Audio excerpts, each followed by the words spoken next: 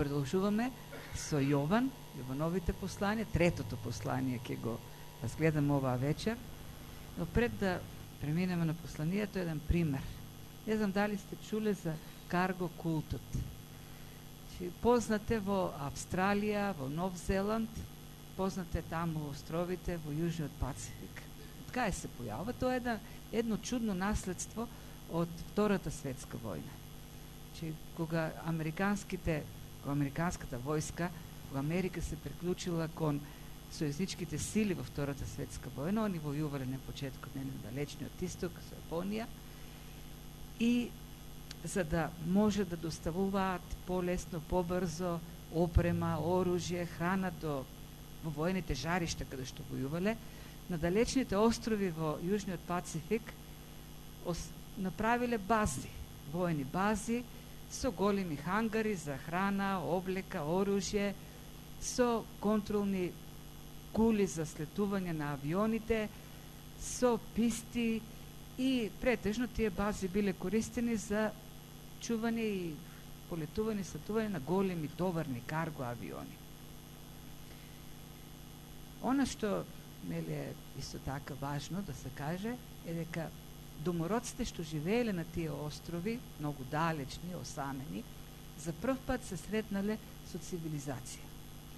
И кога виделе бели луѓе како доаѓаат со джиновски птици, слетуваат, ги товарат тие джиновски птици, тоест товарните авиони со разни чудни работи, и пак заминуваат, си помислиле дека тоа се богови.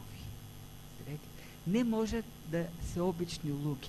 Тие луѓе правиле чуда, можеле од раката наеднаш оган да созадат, со зипо за палките.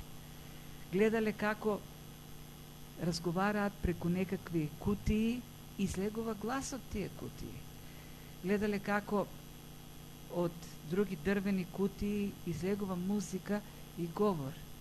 И заклучиле дека тоа се богови кои се дојдени да им покажат всушност вистински живот. Кој е вистинскиот живот? И кога си заминале овие, кога завршила Втората светска војна, се растуриле базите и си тргнале војниците, почнале да создаваат култ, религија. Почнале да наречен карго култ и се уште суштествува во островите околу Малезија и останат Индонезија и други мали островчини осамени во Јужниот Пацифик. Интересно е за тој култ што тие почнале да прават, еве на пример, тоа е нивното светилиште. Од трски, од сламок ќе направат авион и се поклонуваат, се собираат и се поклонуваат.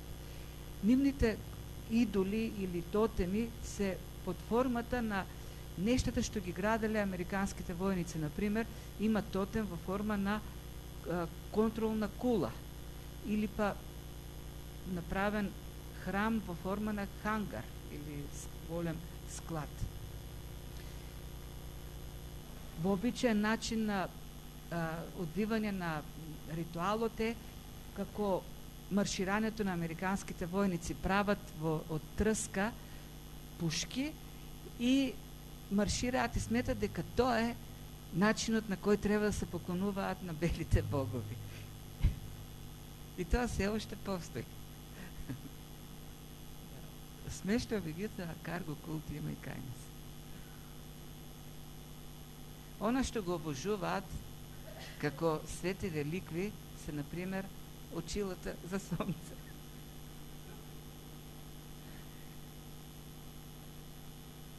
И дури кога дошле мисионерите, кога чуле дека такви племени има таму, дошле мисионери да ги евангелизираат и многу се зарадувале домородците и зашто сметале дека тоа е второто доаѓање на белите богови, второто пришествие. Но се разочарале зашто овие сега богови не им донеле токи вокија и очила и зипо запалки или пенкалца, туку почнале да им говорат за спасението во Исус Христос. И се разочарале. И мисионерите велат дека многу тешко е да ги ослободат овие племиња од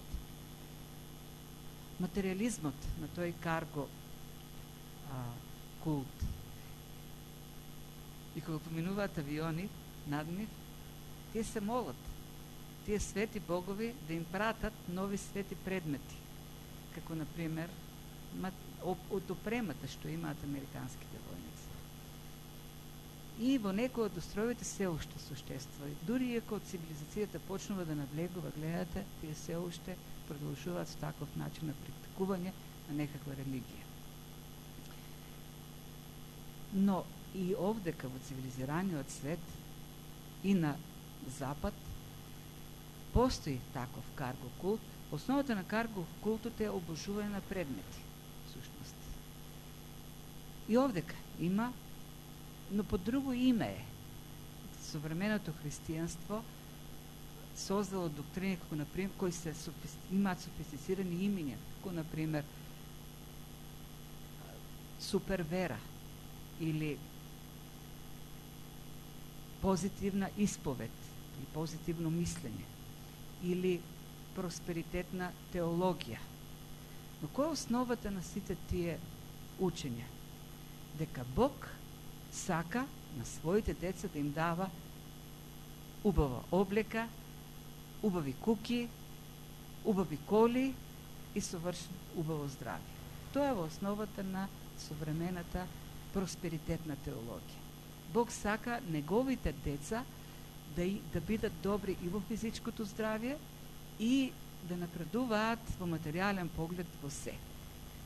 Тоа е healthy, wealthy, prosperity учењето. И не се разликува многу од карго култот. И зашто го спомнувам ова? Зашто еден од стиховите на кој просперитетното учење гради теологија е еден стих од ова послание што го прочитавме. Во вториот стих ќе се сетите, ако беше прочитано, апостол Јован му вели на Гај возлюбен, се молам да бидеш здрав и во се да ти е добро или во се да напредуваш, во се да просперираш, во здравето и во се да просперираш, како што е добро на душата твоја. И сега просперитетната теологија вели, еве гледате, зашто ние треба да се молиме. Ако Јован се моли за Гај во тој поглед, ние треба да се молиме, зашто Бог сака ние да сме добро во здравето и во се да напредуваме, во се да ни биде добро. Но ако повнимателно го разгледаме овој стих, ќе видиме дека овој стих содржи повеќе нешто кој треба да не загрижат, отколку да ни дадат надеж за некаква просперитетна теологија. Зашто апостол Јован вели да напредуваш во здравето и во се останато онака како што напредува твојата душа. Тоест, напредокот или просперитетот на твојата душа да биде соодветен, или твоето здравје и твојот материјален напредок да биде соодветен на напредокот на твојата душа. Со други зборови, ако ова би требало да биде правило во нашиот живот, овој стих содржи предупредување за нас. Нашиот живот, тоест материјален, физичкото здравје, ако одговара на нашето духовно здравје, тогаш има основа за страв. Зошто? Ако посакат луѓето да имаме материјален просперитет и физичко здравје колку што ни е духовното, дали тоа е причина за радост или пак би требало брзо да го посетиме лекарот? Што е уствари поентата? Апостол Јован знае дека го познава Гај, знае дека Гај има душа што напредува, меѓутоа има некакви други проблеми околу него и тој сака и во тој поглед Гај да напредува. Зашто нешто не достига кај него, но со душата се е во ред. Всушност Гај е човек со просперитетна душа, душа која просперира. Но не човек очигледно кој просперира во другите погледи, но душата просперира. Значи, секако треба да нас загрижува што не само просперитетните христијани, сите ние. Повеќе сме ориентирани кон материјалниот растеж. Додека во посланието цело време апостол Јован говори за еден друг акцентот е поставен на еден друг растеж, на еден друг просперитет, на духовниот просперитет. Тој говори за Гај кој оди во вистината, за децата, неговите чеда кои одат во вистината. Тој говори сите како потврдуваат дека Гај е полн со љубов, со добрина и за Димитри и така натаму. Така, и во еден момент апостол Јован вели, нема поголема радост за мене од тоа да гледам како моите чеда одат во верата. Вели, најголемата радост е моите чеда да одат во верата. Најголемата радост за мене кога гледам како моите чеда духовно се развиваат. Која е нашата најголема радост? Што најмногу не радува? Нас, нашите деца. Дали, ако сме искрени ќе признаем, па и јас треба да се признам, ако чуам дека на моите деца им се отворили добри можности, например за кариера, на работа, им е понудено супер работно место, интервју за супер работа и го добие тоа работно место, тоа за мене ќе биде најголемата радост. Во исто време, ако се отвори место за служење во црква, дали ќе биде тоа најголемата радост за мене? Јован вели, и тука пак гледаме кој е приоритетот за каков растеж, каков просперитет материјален или духовен нас не радува. Затоа сакам да говориме, сите имаме потреба да говориме за просперитетот на душата, за духовниот, за душата која просперира. И во тие ликови кои што овдека Јован ги опишува, тој дава карактеристика на Гај, на Диотреф и на Димитар, дава некои насоки како може една душа да напредува, како може да одиме во напред во духовниот растеж, во душевниот растеж. Говори за една просперитетна душа, но говори и за една душа која стагнира, и сега која има душа што просперира, обратно би било душа која заостанува. Ако има просперитетна душа, би може да кажем има бедна или некои знаат да кажат ситна душа. Ако Гај е просперитетната душа, Диотреф е ситната душа. Кои се нештата што ја карактеризираат едната и другата душа? Ајде да го видиме прво Гај.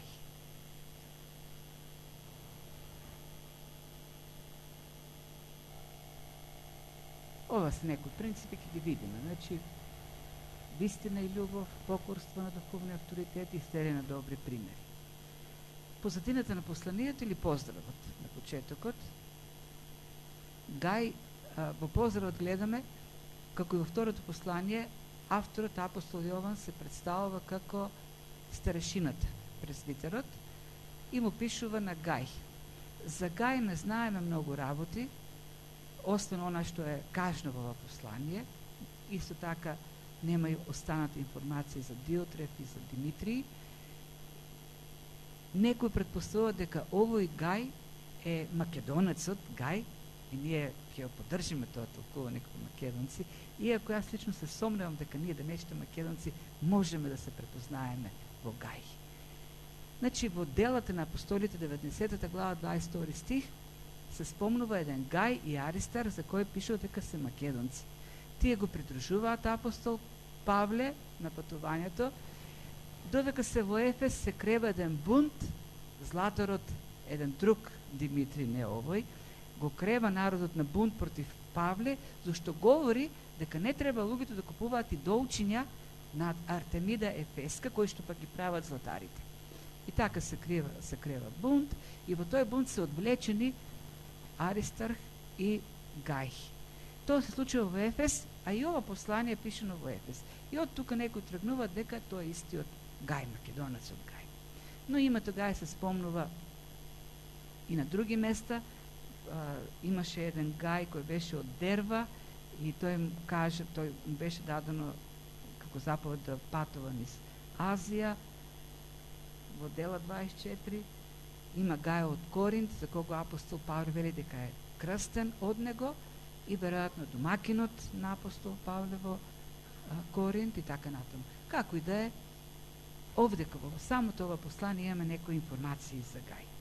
Од оно што може да видиме како позадина, да ни стане појасно, Гај е веројатно еден од водачите, очигледно еден од водачите на црквата, која под водството на апостол Јован, тој е негова юрисдикција црквата. Тој е добар водач во црквата, меѓутоа посветен, гледаме дека е гостопримлив, го отвара својот дом на проповедниците кои патуваат и дури и финансиски ги помага и кога си одат. Меѓутоа, оваа црква е заробена од Диотреф.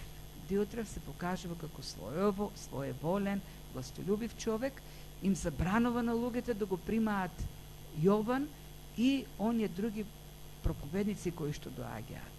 И во ова, всушност, зашто напишано ова послание, апостол Јован го охрабрува Гај да продолжи така како што бил досега, да ги следи добрите примери, да истрпи на притисокот на Диотреф и понатаму да ги прима проповедниците, да се грижи за нив, а кога ќе дојде Јован, тој лично ќе се справи со Диотреф.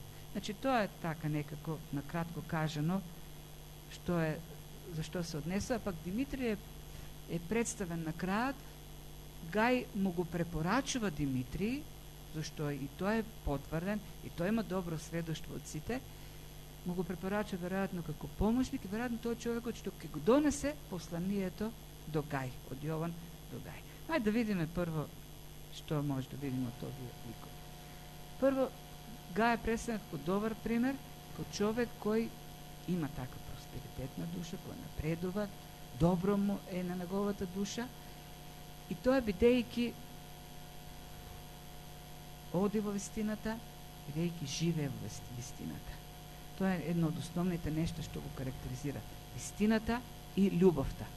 Пишува во 3 стих дека посведочија за неговата вистина луѓето кои го посетиле и истите тие луѓе посведочија за неговата љубов. Значи, тој е човек во вистината и во љубовта. Душата просперира, расцветува кога некој живее во вистината и во љубовта. Тој и треба на душата. Вистина и љубов. А вистината, знаете, е Бог, Христос е вистината, вистината е Словото. Во Словото просперира душата, во љубовта која е резултатот тој живот со Бог, се расцветува една душа. Дури 7 пати во оваа послание е спомнат зборот вистина. Посланието има само 15 стиха, што значи дека, така статистички, секој втори стих го вклучува зборот вистина. И зошто толку често се спомнува тој збор? Зошто од вистината, всушност, од тоа дали сме во вистината, зависи како ќе живее нашата душа. Бидејќи тој во вистината и во љубовта, добро е на неговата душа, на душата на Гај. Да се живе во вистината, за да се живее таа треба да се познава. Не верувам дека Гај случајно попаднал во вистината. Се разбудил и се нашол во вистината. Реков дека од вистината зависи каков е нашиот живот. Тоа дали ја познаваме вистината, ќе зависи каков живот живееме. А овој свет е под диктатот, така да кажеме, на таткото на лагата, сатаната. Тој е кнезот на овој свет.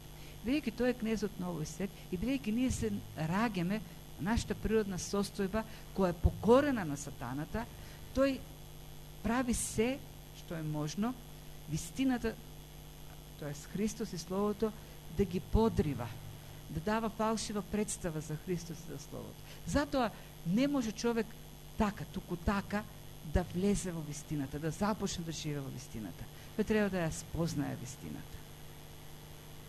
Треба да ја познава вистината.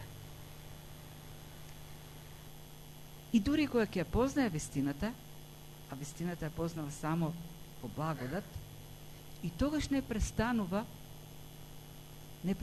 суптилните опасности на сатаната. Кога веќе ја знаеме вистината, продолжува опасноста да се возгордееме. Апостол Павле предупредува дека знаењето возгордева, а љубовта е таа што гради. Ако сатаната не успее да не обесхрабри во копнешот да одиме по вистината, тоа што е ќе се обиде да не напомпа во гордоста. Што сега знаеме вистината. Духовната гордост е една од најчестите проблеми на вистинскиот христијан. И всушност духовната гордост покажува дека не ја познаваме вистината. Зошто? Ако ја познаваме вистината, тогаш ќе знаеме дека вистината сме ја познале бидејќи Бог по благодат ни ја открил. Дека сме слаби, немокни, ни треба Божјата благодат и да ја спознаеме вистината, но и да живееме во неа. Познавањето на вистината не прави смирени, не смирува. Познавањето на Бог, на Христос, на Словото, води до смирение. Познавањето на вистината ни открива дека ние сме слаби, безпомошни, имаме потреба од помош. Не можеме сами. Тоа води до скромност. И во скромноста, всушност, душата расветува. Душата просперира. Зошто бара благодат од Бог. Го бара Бог, го бара Божјото присуство. Без вистина нема смиреност. Без вистина нема ниту пак љубов, како што ќе видиме. Понатаму, за да живееме во вистината, треба и да растеме во познавањето. Значи, вистината не е, познавањето на вистината не е некоја статична состојба. Видите, на неколку места Јован говори за одење во вистината. Да одиш во вистината, му вели на Јован, и говори само дека тој се радува, најголемата радост кога гледа како одат во вистината неговите чеда. Не вели Јован и сега заспи во вистината. Или седни и одморе во вистината. Оди. А одењето предпоставува движење, во некој стабилно движење во определена насока. Одењето не е како трчањето. Во вистината не може да се трча. Вистината се оди. Но кога одиш, и ако си постоен во одењето, ќе стигнеш тамо каде што си се насочил. Вистината не е нешто константно. Ние треба да се развиваме, да растеме во таа вистина, да растеме во познавањето на Бог, на познавањето на Неговото Слово, на познавањето на Господ Исус Христос, кој е вистината. И колку што повеќе ќе растеме во познавањето на вистината на Бог, толку таа ќе станува поподнослива за нас. Сабајле имаше нова проповед на пасторот Людмил, вели, интересна работа, сите ја знаеме вистината за другиот, меѓутоа никој не може да ја прифати и не ја сака вистината за себе. Ја сакаме вистината за другиот, не ја сакаме вистината за себе. А всушност, да ја знаеме вистината, значи да ја знаеме вистината за себе. И да растеме во таа вистина. И тој растеш, ќе доведе да растеш во благодатта. Или она што апостол Петар на крајот им го порачува на читателите, да растеме сите во благодатта и познавањето на Господ Исус Христос. А тие работи се врзани. Колку повеќе растеме во познавањето на Бог, ние ќе растеме во благодатта. А растежот во благодатта всушност значи растеш во смиреноста. Растежот во познавањето на Бог ќе не смирува пред Него. Колку повеќе го запознаваме Бог, толку повеќе тој ќе се зголемува. Колку повеќе се доближуваме, тој станува поголем, а ние стануваме помали. Тоа исто како кога гледате некоја висока зграда, кога гледате оддалеку, ја гледате целата зграда. И тоа колку што се доближувате до неа, таа станува се треба да ја кревате главата се понависоко и на понависоко. И веќе кога ќе се доближите до неа, треба главата ви е целосно исправена. И гледате колку е таа висока, а колку сте вие мали. Така и со познавањето на Бог. Колку повеќе се доближуваме до Него, тој станува поголем, ние помали. И толку повеќе растеме во благодата, т.е. во сознанието дека се ни е по благодат. А тоа потоа влие на нашиот живот. Кога знаеме дека се ни е по благодат, кога знаеме дека во се зависиме од Бог, тогаш ќе дојде резултатот. А тоа е љубовта. Просперитетното срце е срце кое е отворено, срце кое дава, срце кое споделува со другите. Гај, значи, рековме, човек кој покажува просперитет, кој живе во вистината, оди во вистината, меѓутоа, оние што отидоа кај него, сите сведочат дека тој е човек на љубовта. Човек кој е отворен. Што направил Гај? Тука го нема тој текст, не сум го напишал. Јован вели посведочија бракета, дека ти си го отворил домот и си ги примил како пред Бог и како што треба, вели текстот. Како пред Бог и како што треба.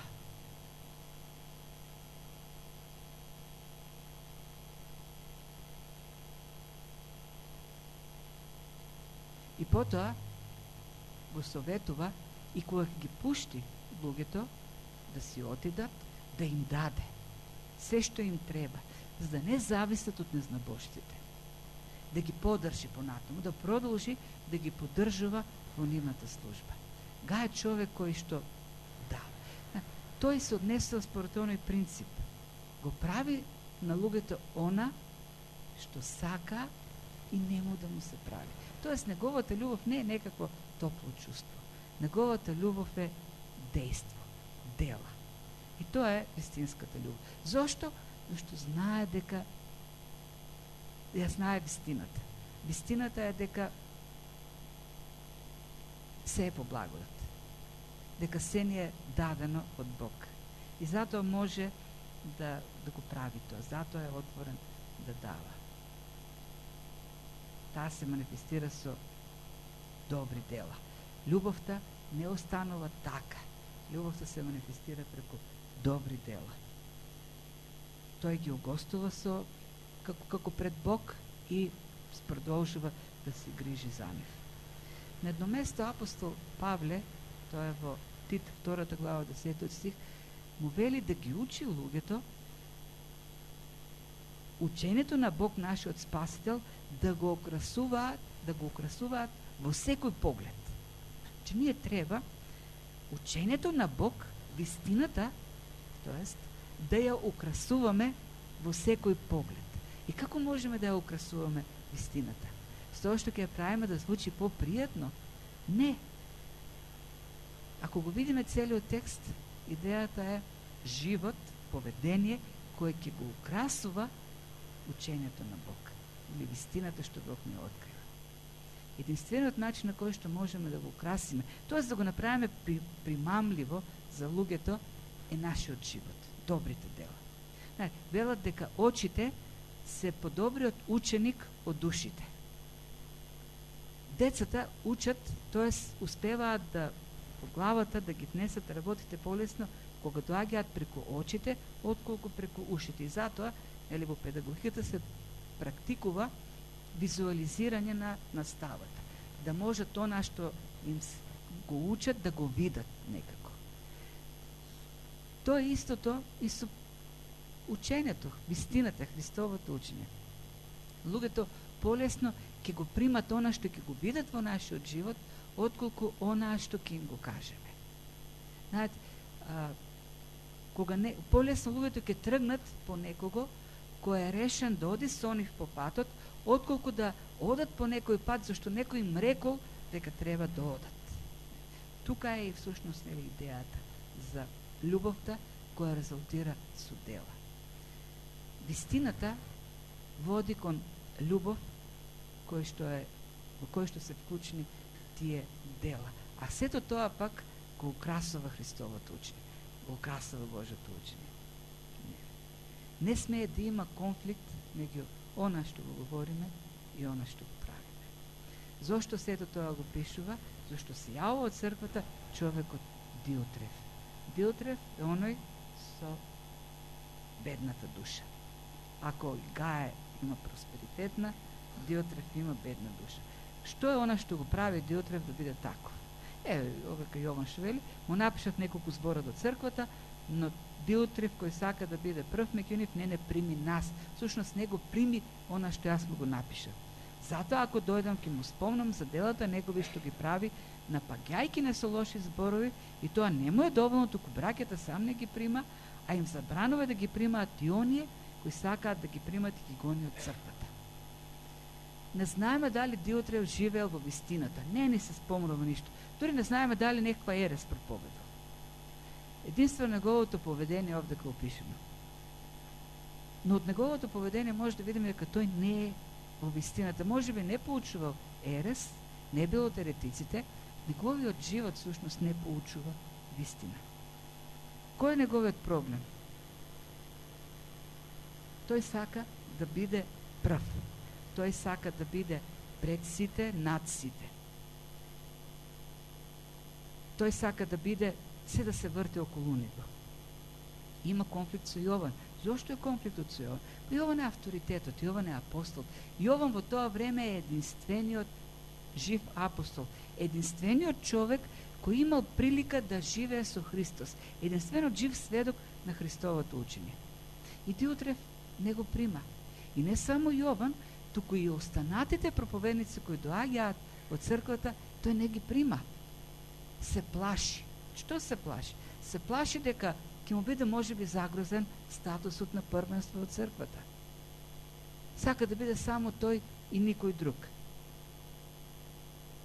И дури, ако некои други примаат проповедници, тој им се заканува дека ќе ги избрка. Не досмее никој да го загрози неговиот, да ја загрози неговата позиција. Сега, можеби, има таков некаква нијанса, дека сето тоа Диотреф го правил под со обяснувањето, под изговорот, дека така ја заштитува црквата. Може би им велел на луѓето, ама знаете какви се тие патувачки проповедници, тие шират ереси. Не го слушате многу Јован, да, Јован вели да ги примам, ама тоа е стар веќе. Од староста премногу омекнал и сега ги спуштил нештата од контрола. Меѓутоа, како што гледаме, Јован јасно пишува. Причината зашто го прави тоа Диотреф е неговата желба да биде прв. Тоа е, гледате каков е, кој е контрастот меѓу Гај, за кого Јован вели дека му е добро на душата, и Диотреф, кој не сака да ги прима луѓето. Основниот контраст е всушност во односот кон другите. Гај е човекот кој што ги прима. Тој не се плаши од ништо. Споделува се што има со другите. Нему му е важно заедништвото со другите. Додека Гај му е поважно нешто друго. И за да го зачува првенството, гледаме, тој се служи со клевети и оговарања. Вели Јован, говори лоши работи, не напаѓа со лоши зборови. Зошто? Па нормално. Како ти ќе го дискредитираш другиот за да останеш на високо? Тоа што ќе го омаловажиш, ќе го нападнеш, ќе го згазиш на некаков начин другиот, напаѓајќи го со клевети или пак со оговарање. Оговарањето, знаете што е? Некој вел, па јас кажувам вистина. Да, оговарањето не е да говориш лаки. Оговарањето е да ги кажеш вистинските нешто, меѓутоа на луѓе кои не има работата и да ги знаат. Човекот што сака да му наште на други, кажува некој нешто за некого и тој кажува на секого. И на оно што треба, на оно што не треба. Зашто целта е сите да разберат за лошите работи за другиот. А клеветата е кога изнесуваш нешто вистина, полувистина. Ако има полувистина, останата половина е лага. Ако има половина лага, тоа веќе целосно е лага. Зошто пак да го дискредитираш другиот? Тоа на што го прави Диотреф. И тоа на што ја прави неговата душа да биде ситна душа. Тој сака да ги уништи другите, за да биде прв и најголем. И гледаме дека тоа го прави спрема другите. Што прави всушност во неговата заедница? Оние што мислат како него и му се покруваат, ги држи.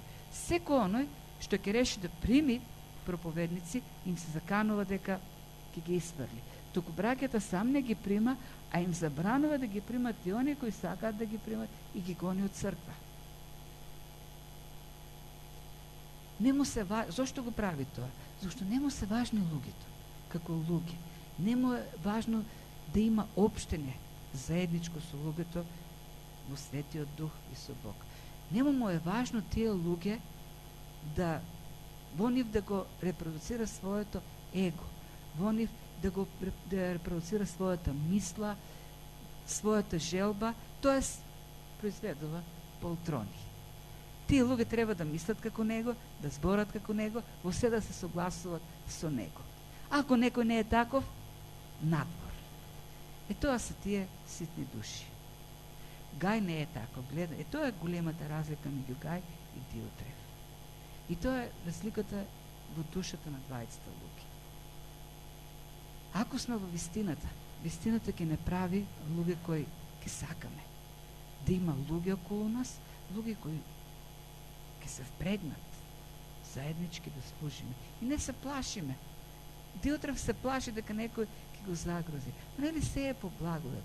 Нели се Бог ни дава да се е по некова заслуга? Голема е разликата меѓу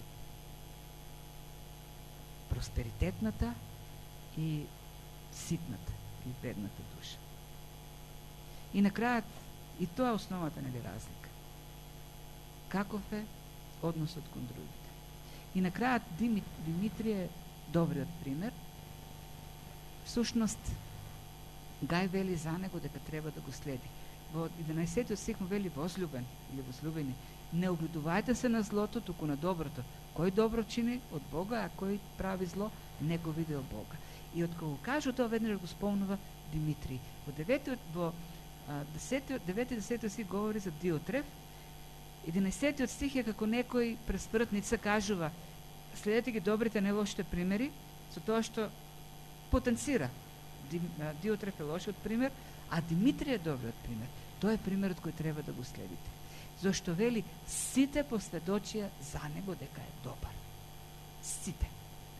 Сите значи сите, без исклучок. Ние најмногу учиме од примерите што ги следиме. Ние најмногу учиме од примерите околу нас. Тоа е вистината. И затоа многу важно е какви примери следиме. Многу важно да видиме што има во човекот, во карактерот, дали плодот на Светиот Дух или делата на неговото тело. Има плод на духот и дело на телото. Многу е важно самите ние каков пример сме за другите. Многу е важно реномето на другите, овдека репутацијата се спомнува, сите вели посведочија. Има добра репутација Димитрij. Каква е нашата репутација? Какви репутации следиме? Интересно е, вели сите се согласи. Може би Диотреф не е вклучен во тоа, зашто Диотреф никој нема да се согласи дека Димитрij е добар. Меѓутоа, останатите се согласи. Сите се согласи. Не е точно она што многу пати знаеме сами да го кажеме или го слушаме. Нас не ни интересира мислењето на другите. Зашто јас знам дека го следам Бог, знам дека сум на вистинскиот пат и знам дека оние што се посветени на Бог не се популарни, нив ги мразат луѓето и говорат лоши нешта. И затоа, бидејќи јас сум посветен, очекувам луѓето да говорат лоши работи и колку полошо говорат, толку подобро. Значи дека сум на вистинскиот пат.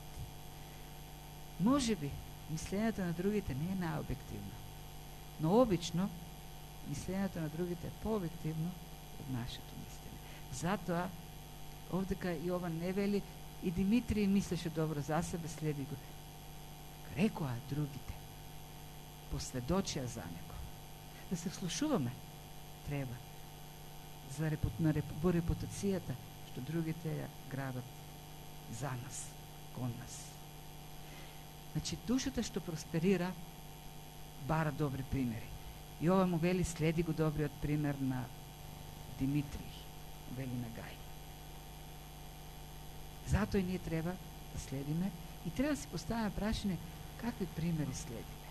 Знаете, општеството е полно со различни примери. Имаме примери на успешни луѓе, меѓу другото.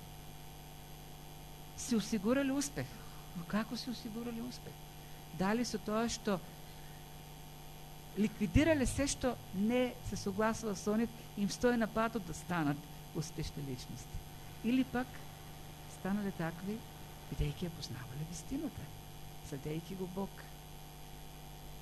Од тоа какви примери следиме, зависи и ние каков пример ќе станеме за останатите.